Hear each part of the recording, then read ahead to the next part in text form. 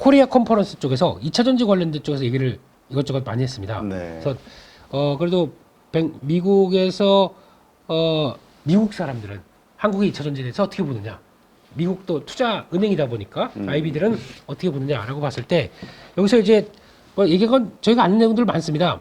단기적으로 위축이다. 뭐 아시는 것처럼 금리 안 되고 보조금 계속 유럽 쪽에서 떨어뜨렸고 거기다가 충전 인프라 안 되는데 이거를 단기적으로는 되겠느냐라고 이걸 생각해 보게 되면 반대로 요게 되기 시작하면 돌아선다는 얘기겠죠. 네. 근데 보조금은 아직 정부 재정들이니까 모르겠고 금리 돌았을 것 같다. 충전 인프라 그 사이에 좀 깔아놨다. 그러면은 반응이 나올 수 있겠다라고 보셔야 될 것 같고, 게다가 장기적으로는 역시나 긍정적이다라고 표현을 했는데 여기서 글로벌 EV 쪽에 대한 EV 판매량이 한 15% 예상을 하더라고요. 그러니까 네. 연평균 15% 성장. 그리고 또 어떤 기관은 같이 연결되는 거 보니까 16.6%뭐 이렇게 나오면서 요 정도쯤으로 생각합니다. 근데 이게 저희가 연평균 성장 비율들을 계산할 때 두 자리 숫자잖아요. 이건 놓치면 안 됩니다. 일단은 그렇죠. 예, 뭐 꺾이는 거 아니고 완만한 성장은 한 자리 수 될 텐데 그래서 꾸준하게 들어가는 두 자리 수 성장대를 모습을 보게 되면 단기 중 장기 합쳐가지고 지금 변화를 보여준다. 성장은 한다는 얘기죠. 적어도 네. 최소한은. 그래서 그런 쪽을 일단 언급을 했었고요. 게다가 또 여기서 그래도 챙겨야 될 게 그게 있다. 실리콘 음극재는 이것도 얘기 나오네요. 2030년까지 보게 되면 그러니까 연평균 54% 성장한다고 그랬습니다. 네. 뭐 이게 더 큰 거죠. 그러면 같은 2차 전지 섹터에서 내가 뭘 고르겠다라고 하게 되면 뭘 골라야 되느냐 하게 되면은 예, 더 큰 성장이 있는 쪽, 성장주인데 성장이 더 크다. 그쪽을 가야 되는 게 맞겠죠. 그걸 계속 보는 게 맞겠다고 봐야 될 것 같고, 장비 시장에 대해서도 얘기했는데 장비 시장이 올해 220억 달러 정도를 예상을 하는데 2035년 가게 되면 700억 달러. 그러니까 규모는 많이 크죠. 근데 이게 장비가 저희가 알고 있는 것처럼 한 종목 PNT만 쭉 가긴 가는데 이게 올라갈 때 전반적으로 다 키워가는지에 대한 변화가 중요하겠죠. 그리고 거기 해당되는 특수 기술들이 중요하겠죠. 네. 그거 한번 체크를 해야 될 것 같아서 그거는 좀 많이 그때그때마다 바뀔 것 같습니다. 그거 한번 보셨으면 좋겠고, 근데 또 큰 그림에서 얘기했던 게 이것도 나오네요. 그래서 만약에 여기서 종목을 고른다라고 하면 먼저 셀을 챙기네요. 그 셀을 메이커니까 배터리 3사 이쪽이 가장 더 우위할 것이고 거기다가 하지만 소재 쪽은 비추천한다 이렇게 얘기를 했습니다. 아직 가격 하락에 대해서 좀 더 지켜봐야겠다 이렇게 네. 나오네요. 그래서 유미코어, 에코프로 BM 이쪽은 추천 안 한다 이런 쪽으로 얘기하는 것도 좀 특이한 것 같습니다. 게다가 또 얘기했던 게 전고체 배터리 같은 경우가 이쪽에서 얘기하기는 2028년 대량 양산이라고 했습니다. 그냥 시범 생산 뭐 이런 거 아니고 대량 양산이면 이거 준비가 들어가야 될 텐데 그러면 벌써 누가 이제 라인 막 깔고 확 들어가는 게 보여줘야 되거든요. 그렇죠. 그게 2028년이면은 한 2년 걸린다고 치면은 한 이제 거의 기술적 완성 단계는 내년 말 하고 2026년 초까지는 들어와야 될 것 같아요. 적어도 그래야 대량 양산이 이렇게 들어온다라고 봐야 될 것 같고요. 그러면 이제 기존에 알고 있던 이제 배터리의 또 기조가 좀 바뀌게 되겠죠.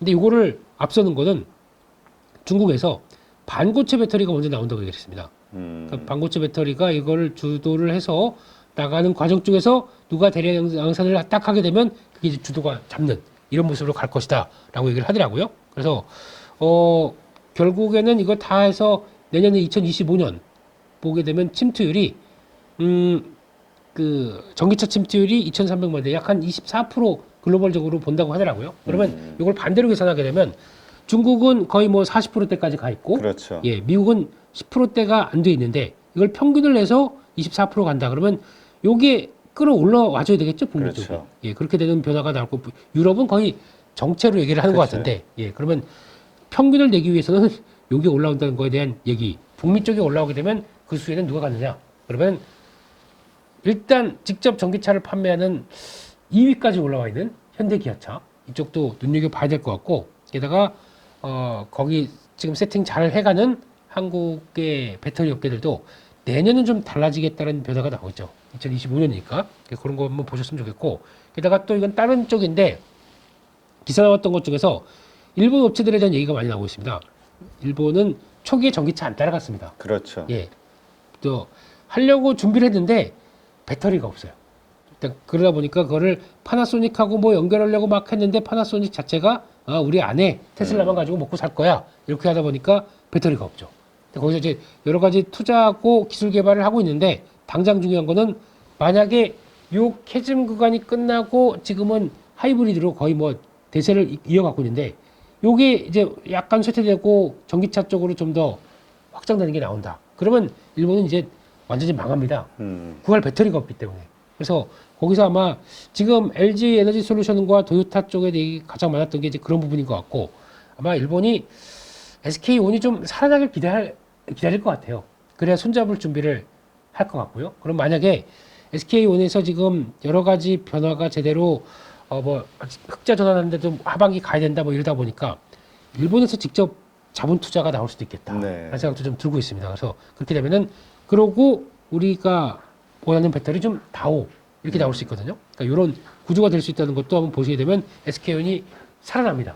그러면 또 시장 분위기 확 바뀝니다. 그런 것도 지금 그러니까 IPO를 할 수는 없고 거기다가 자본은 받아야 되겠는데 지금 생각보다 투자 관련된 쪽이 녹록지 않다 보니까 지금 고민하고 있다고 보이더라고요. 거의 저기 뭐야 SK그룹의 부채가 한 88조인가 얼마 84조인가 뭐 그렇다는데 네. 그 가운데 한 50조가 SK온이라고. 그렇죠, 그렇죠. 어마어마한 거죠. 한 개별 기업이 50조의 부채를 지고 있다? 그러니까 투자를 할 때 나올 수밖에 없는 변화라고 보여지고 있는데, 그러니까 그게 이제 끝나고 이제 투자가 끝나서 이제 막 속도가 나오기 시작할 때를 보면서 좀 투자를 열심히 하는 거죠. 근데 그때 중간중간 단계가 힘들다 보니까 그 자금에 대한 변화는 이렇게 나오지 않나라는 쪽에서 개인적으로 한번 봤습니다. 이런 뉴스 나오기 시작하게 되면 그 다음부터는 변화가 좀 빨라질 수 있습니다. 또 네. 그래서 결론적으로는 이차전지 뭐 얘기 다 드리고 끝나면 안 되죠. 해도 됩니다. 근데 말씀드렸던 실리콘 음극재, 네, 요거에 대해서 계속 봐야 될 것 같고, 그리고 또 지금 저한테 질문하시는 분이 있는데 예, 그거 보면은 지금 분리막 쪽 회사 네. 투자하신 분들은 좀 불안한가 봐요. 불안하죠. 그리고 또 이제 전고체 배터리를 통해서 또 많이 바뀔 것 같아요. 배터리 구조들이. 그러다 보니까 그것도 그렇고 또 요즘에 SK 아이테크놀로지 가지고 또 이렇게 빠진 거, 그러게. 예, 고민이 많이 되시지 않습니까? 근데 제가 보기에는 일단은 그러니까 저희가 기술적인 상황으로 봤었을 때는 일단 여기까지 내려온 이런 자리를 보게 되면 단기 바닥권은 들어왔다고 생각들어요. 근데 문제는 그걸 돌리려는 힘인데 거래가 그러니까 예전보다는 좀 늘어나서 돌리려고는 하긴 하는데 이럴 때는 신규 매수로 이거 한번 노려볼까 하는 것도 나쁘진 않은데 근데 그럴 때 짧게 노려야 됩니다. 너무 저항대가 켜켜치 쌓여 있기 때문에 그래서 지금 만약에 움직인다고 하더라도 당장은 저항이 워낙 체력이 약하다 보니까 여기죠. 여기 요 정도 48,000원대 이 정도 부분까지 들어오게 되면 또 바로 원래 여기까지 들어와야 되거든요. 네. 힘이 없을 것 같아요, 일단은요. SK그룹에서 떨어져 나간다는 것 자체가 또 악재인 것 같아요. 악재 저 주주들에게는. 그리고 요게 만약에 살려면은 아까 말씀드렸듯이 SK온이 제대로 이제 자금 투자해서 아유 살아가겠어 이거 올라옵니다. 어차피 그거 때문에 하락하는 것도 크거든요. 그렇기 때문에 그거까지 생각하게 되면 얘가 중요한 거죠. SK 아이테크놀로지를 볼 때는요. 그래서 그거 한번 같이 보시고 가셨으면 좋겠습니다. 네. 그리고 또 종목별로 봤었을 때는 뭐 거의 이쪽으로 움직이고 있는데 고래 형님 밑에서 이렇게 쭉 움직이고 있는데, 네.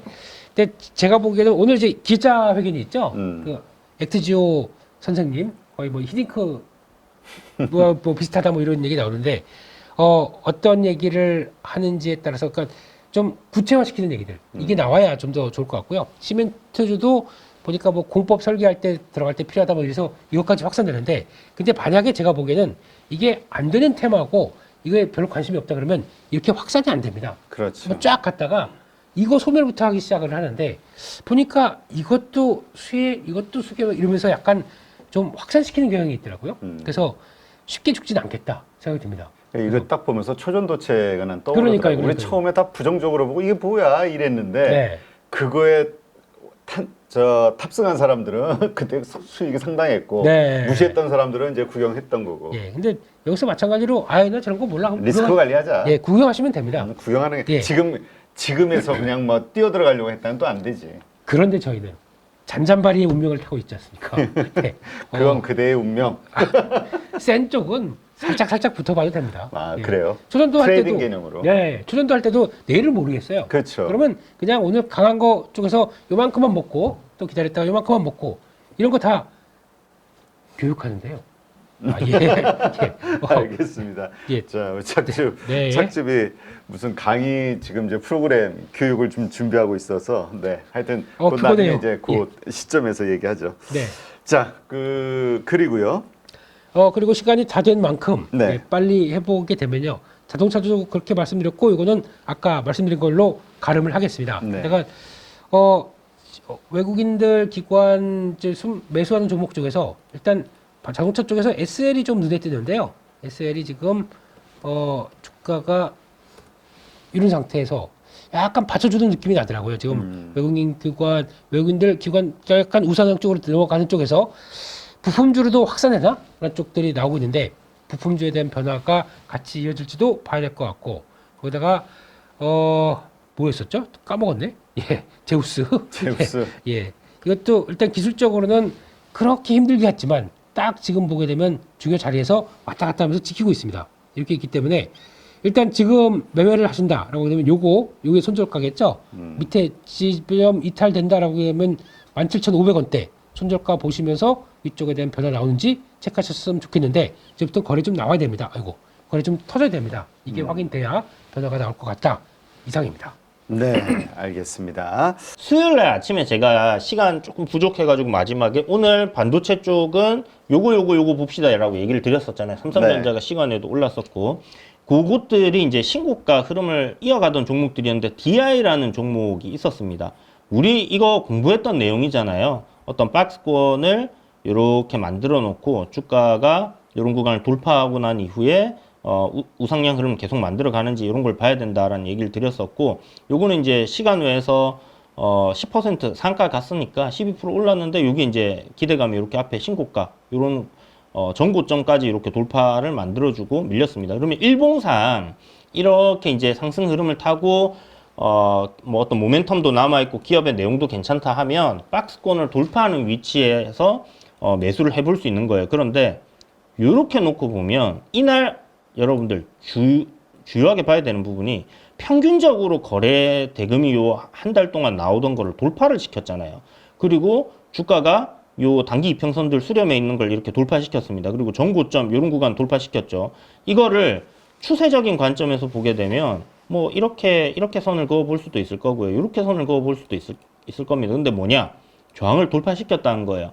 돌파 후 눌림이 자연스러운 현상이고 자주 나오는 모습이라 이런 얘기를 한번 드렸었죠. 자주 이야기를 드릴 거라고. 그때 나오는 흐름은 거래 대금이 줄어야 된다라는 얘기였고 이런 식으로 양봉을 다 감싸면 안 되고 이제 쉬어가는 이평선 아래에서 이렇게 만들어야 되겠죠. 그럼 이렇게 나왔을 때 여러분들이 종가 매수를 해볼까 아니면 내일 이런 종목이 이게 눌림이었다면 시세가 나올 수 있으니까 공략을 해봐야 되겠다는 생각을 가지고 있어야 되는 부분이고요. 다음날 이렇게 시세가 나왔는데 이게 위로 쫙 뻗어간 거 아니잖아요. 신고가에 대한 기대감이 여전히 남아있는 종목이란 말이에요. 이런 구간까지 갈 수 있다. 아니면 이런 구간까지 갈 수 있다라는 기대감이 있기 때문에 계속 관심을 놓고 봐야 돼요. 왜? 거래량이 죽다가 다시 증가하는 그런 흐름에 있기 때문에. 그래서 이런 것들을 여러분들이 다음번에는 놓치지 말고 하시고요. 이거를 놓쳤더라도 제가 보라고 이야기를 드렸던 건 뭡니까? 항상 급등할 때 추격 매수 하지 마라 말씀드리잖아요. 내려오던 게 멈추고 돌릴 때를 보라고 말씀드리잖아요. 근데 우리가 박스권을 돌파하고 이런 구간까지 내려오면 얘가 반등을 돌리는 그런 흐름들 많이 봤었잖아요. 공부를 했잖아요. 자, 분봉에서 한번 보면요. 여기가 종가였습니다. 여기가 종가고 갭이 이만큼 떴어요. 갭은 매우로 내려올 가능성이 높아요. 그래서 이런 갭에서 입을 딱 벌리고 기다리고 있었으면 여기서 살 수 있지 않았을까요? 우리가 그 공부했던 일봉상의 그런 흐름도 있고 뭐 DI라는 종목이 여러분들 뭐 815에서도 많이 들으셨을 거고 경제방송에서 많이 들었을 겁니다. 그죠? 반도체 관련된 종목으로 이번에 테스트 장비 어쩌고저쩌고 하면서 삼성전자 테스트가 안 돼서 뭐 문제였던 거잖아요. 그럼 이런 데서 저점에서 못 사더라도 내리다가 다시 상승으로 돌리는 시점에 샀더라면 1, 2%를 먹을 수 있는 거죠. 명확하게 내가 계획을 한 대로 공략을 해서 1%를 여러분들이 챙길 수 있다 하는 그런 스트라이크 존을 딱 만든다면 뇌동매매 하지 말고 이렇게 할 수 있다는 겁니다. 그래서 이런 부분들 이제는 어떻게 해야 돼요? 거래대금 많이 터지고 앞에 고점을 한번 뚫어놨는데 과연 이 단기 이평선 정배를 만들어 놓은 이 흐름대로 추세대로 올라가는가 이걸 봐야 된다. 알겠죠? 봐야 된다라는 얘기를 드리는 거고 요런 얘기를 제가 드렸던 종목이 반도체에 있었습니다. 테크윙이라는 종목이죠. 자, 테크윙이 기억나십니까, 여러분? 요 구간을 이렇게 돌파하고 아마 이렇게 만들어졌을 때일 거예요. 돌파하고 눌림. 이렇게 만들어지고 다음날 반등이 나오고 이런 것들이 여러분 이게 5%짜리 반등입니다. 이게 종가에 매수하거나 아침에 흐름을 보고 여기서 또 1, 2% 먹을 수 있었겠죠. 저거 뭐 말은 누구나 다 쉽게 할 수 있습니다. 지나간 그렇지. 차트로 그죠. 근데 제가 요때에 뭐라고 이야기 드렸냐면 이런 신고가 가는 눌림 구간에서의 가격단을 지켜내고 얘가 우상향을 하는가 보자 말씀드렸잖아요. 자, 시간이 지나서 보니까 주가가 요런 가격단에서 이렇게 한 13%, 15%가 올랐네요.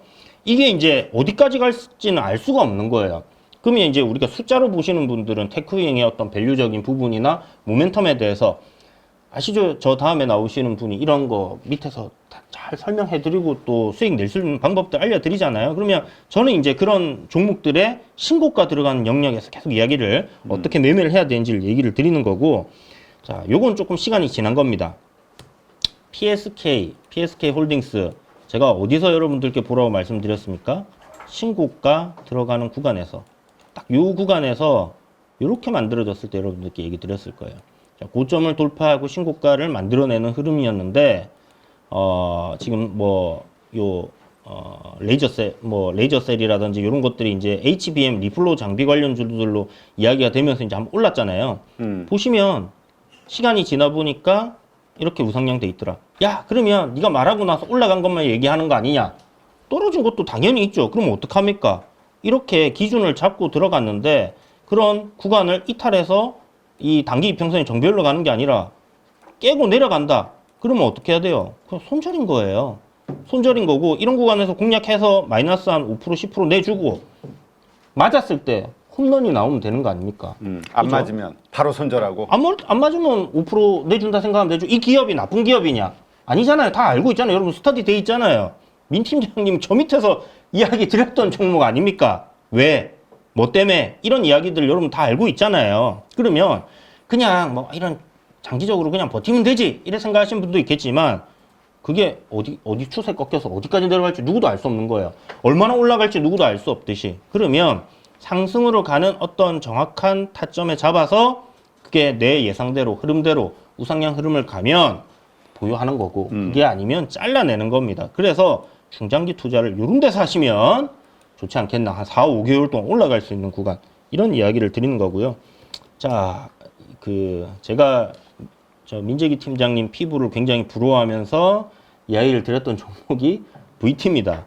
이거 요렇게 놓고 봤을 때 대표님 솔직히 너무 많이 오른 거 얘기하는 거 아니야? 이 생각 하셨죠? 아닙니까? 아니 생각 자체를 안 했던 거 같은데. 그래요? 요거 얘기 드렸을 때 그 뭐 채팅에는 그런 얘기들 항상 올라오니까 이렇게 위험한 거 하냐? 다 오른 것만 얘기하냐? 그러니까요. 또 뭐 밑에서 얘기 안 해주고 다 오른 거 얘기하냐 이 얘기 하시더라고요. 자, 이제 마무리 좀 하자고. 네. 그래서 지나 보니까 어떻게 돼 있습니까? 많이 올랐죠. 많이 올랐네. 네, 그래서 지금 시장이 우리가 하락장을 겪었던 그 시점이 아니라 이제 상승을 계속하고 있고 올라가는 종목도 계속하고 있고 신고가 가는 거는 그만한 이유가 있고 그런 부분들이 있다라는 거 생각하시고 잘 그런 것들을 보시고요. 자, 삼양식품 요거 신고가 가는 흐름입니다. 딱 좀 전에 설명드렸던 돌파 후에 눌림 나오는 거 공부를 한번 해보시고 오늘 투자의 관점으로 할 만한 거 요거 이제 할 만하다기보다는 좀 지켜봐야 될 것 같습니다. 자, 우리 공부했던 내용대로 움직이고 있는 종목이죠. LG전자라는 종목입니다. 요게 오를지 안 오를지 모르겠어요. 뭐 더 밀릴 수도 있는데 딱 여기서 돌리는 흐름들이 만들어지면 한번 공략해 볼 만한 종목이지 않겠나라는 관점으로 한번 지켜보시면 좋을 것 같습니다.